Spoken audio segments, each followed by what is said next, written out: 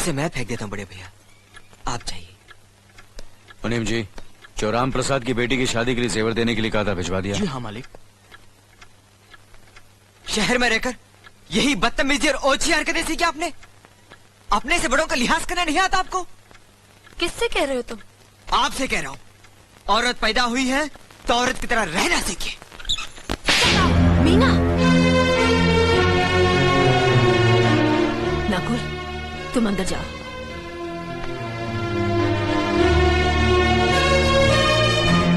पागल हो गई हो तुम? औरत होकर एक मर्द पर हाथ उठाती हो? इतनी ऊंची घराने की बहू होकर ऐसी नीच हरकत, शर्म नहीं आई तुम्हें? कौन सा ऊंचा घराना? ये जहाँ सिर्फ एक आदमी राजा है और बाकी सब उसके गुलाम। मीना, चिल्लाइए मत। आप मेरी सास नहीं है। जिस तरह आप इस घर की बहू है, वैसे मैं भी हूँ। बहू हो तो बहू की मर्यादा में रहो। मर्यादा की रस्सी में तो आप जैसी जाहिल और गवार औरतें बनती हैं। मुझ जैसी पढ़ी लिखी मॉडर्न जमाने की लड़की नहीं। Uneducated idiots. Excuse me, I'm not an illiterate. I'm a graduate from the University of Allahabad. I am aware of the modernization of women, but I have not forgotten my culture, my customs, my traditions and my values.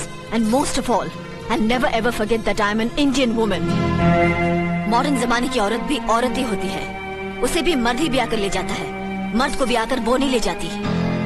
जमाने ख्याल और लिबास बदल देते हैं, औरत की शरीर की बनावट नहीं। लोग तुम्हारे ख्याल की लड़कियों को लज्जत का सामान भले ही समझते हो, इज्जत के काबिल कोई नहीं समझता।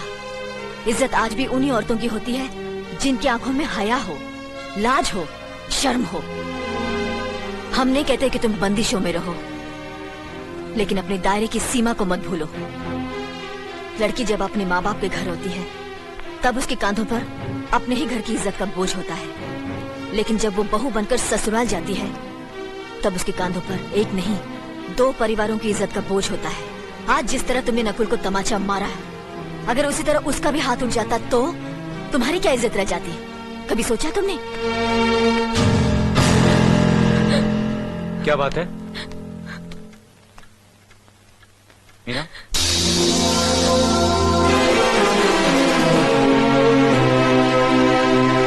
क्या हुआ भाभी? कुछ नहीं। मीना कह रही थी कि उसे खाना बनाना नहीं आता। हमने सोचा कि 2-4 खरी खोटी सुनाने से ही सीखेगी, तो सुना दिया। बस रोने लगी। क्यों अर्जुन, हमें तुम्हारी बीवी को डांटने का भी हक नहीं? क्यों नहीं, आप हमारी भाभी माँ हैं। आप मार सकती हैं, डांट सकती हैं, कुछ भी कर सकती हैं।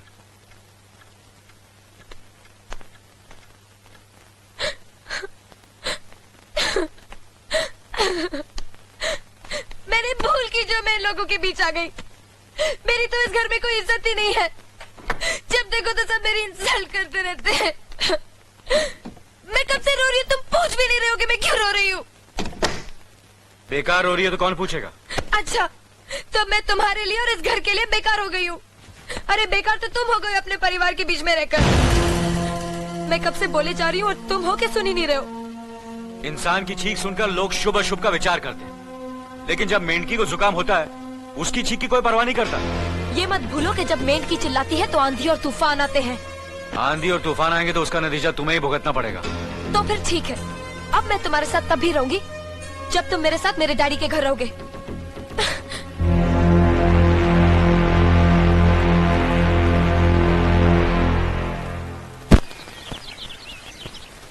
हमारी मीना बहुत प्यारी बच्ची है, लेकिन उसमें अभी भी बचपना है। हमारे तौर तरीकों को नहीं जानती है ना, लेकिन आस्ता आस्ता हम उसे सब सिखा देंगे।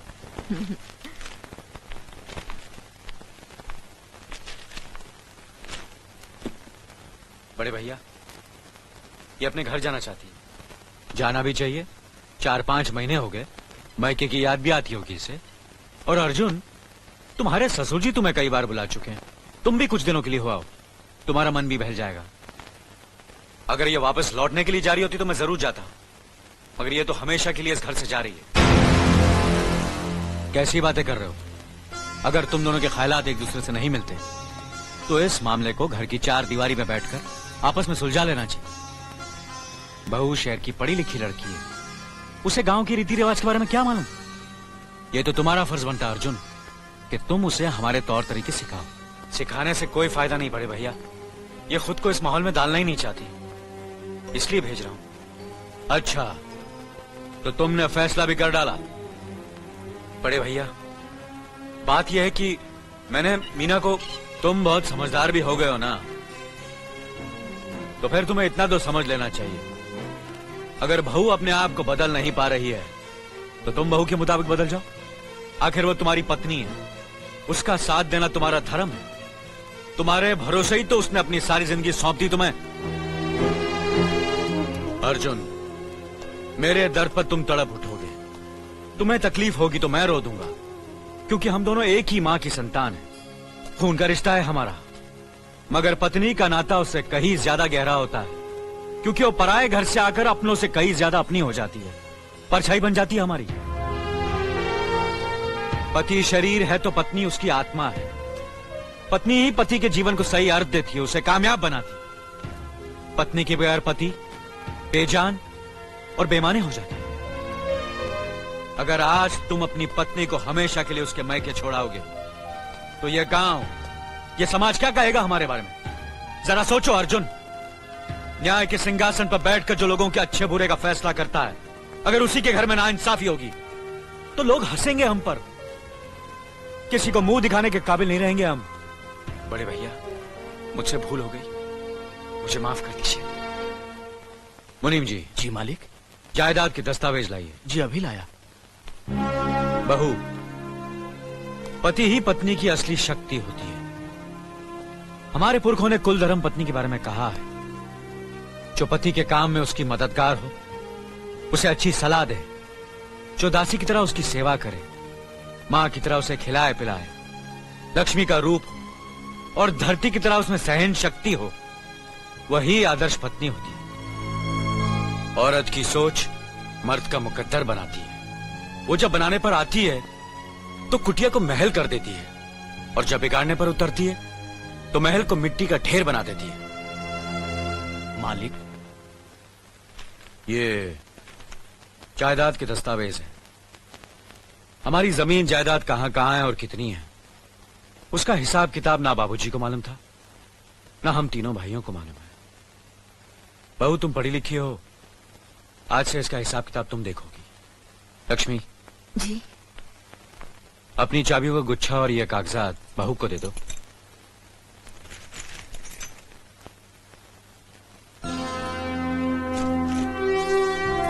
आज से तुम इस घर की मालकिन हो।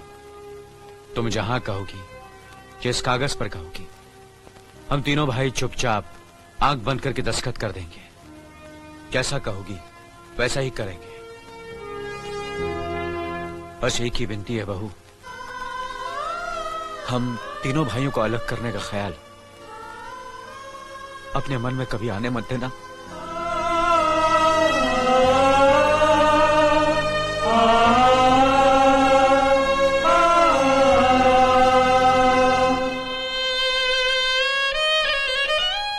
बहुत अच्छा किया तुमने बहू, बहुत अच्छा किया। इनकी आंखों में आंसू देखने की हमने सपने में भी उम्मीद नहीं की थी, लेकिन तुमने हमें दिखा दिया। बहुत अच्छा किया तुमने, बहुत अच्छा किया।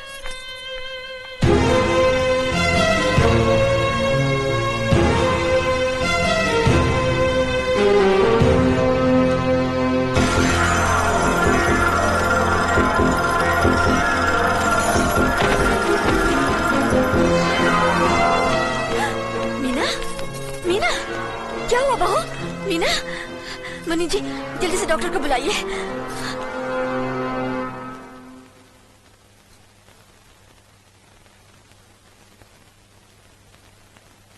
घबराने की कोई बात नहीं, ये माँ बनने वाली है।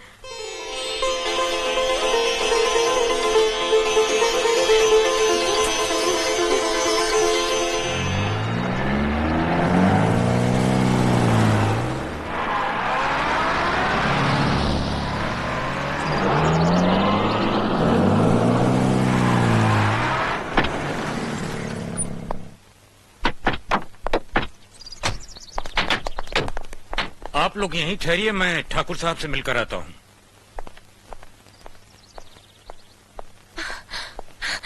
डैडी, डैडी, कैसी हो बेटी? What a pleasant surprise. आने की खबर भी नहीं की।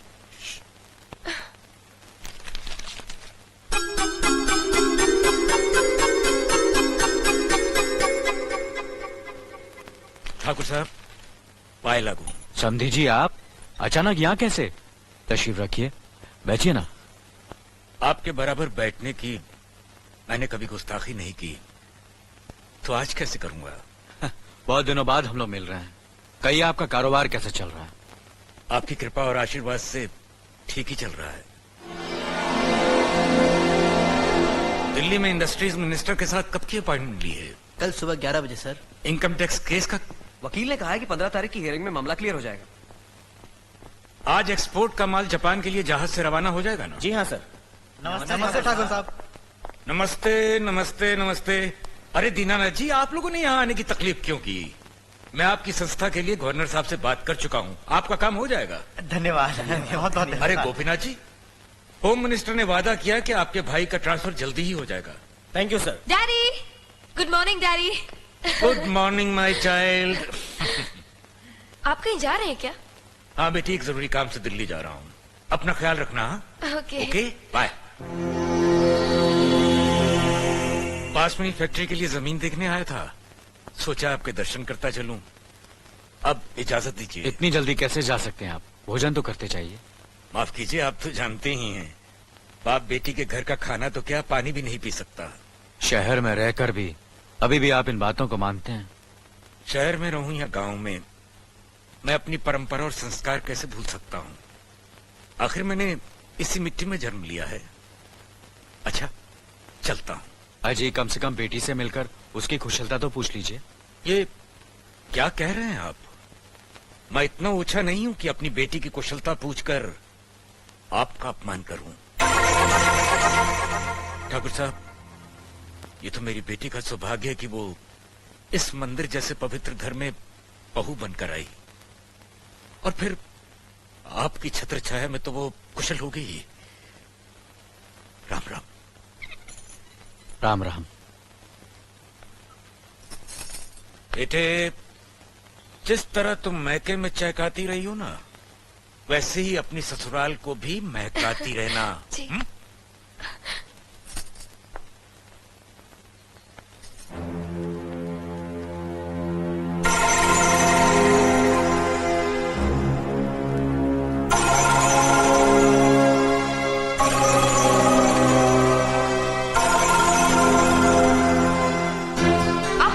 बड़े हैं ना, किससे किस तरह की बात की जाती है इतनी तमीज तो आपको आनी चाहिए।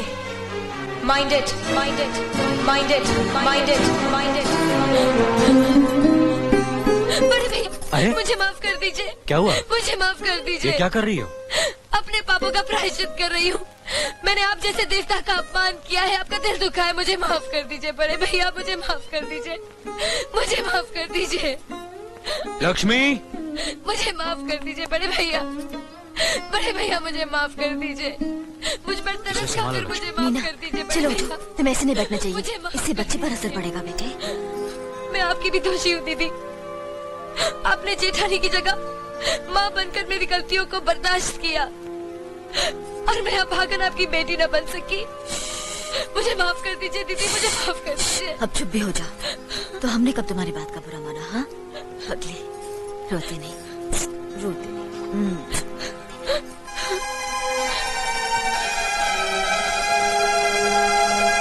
ओम कर्पूरगौरम करुणावतारम संसार सारम भुजगेंद्रहारम सदा वसंतम। प्रभु, मैंने देवता जैसे परिवार के साथ हमेशा इंसानों जैसे झगड़े किए हैं, नफरत पैदा की है। मुझे सुनती दो ताकि मैं सबके दिलों में अपने लिए प्यार पैदा कर सकूं, अपने घर की मान मर्यादा और खुशहाली को सदा के लिए एक अटूट धागे में बांध दूं।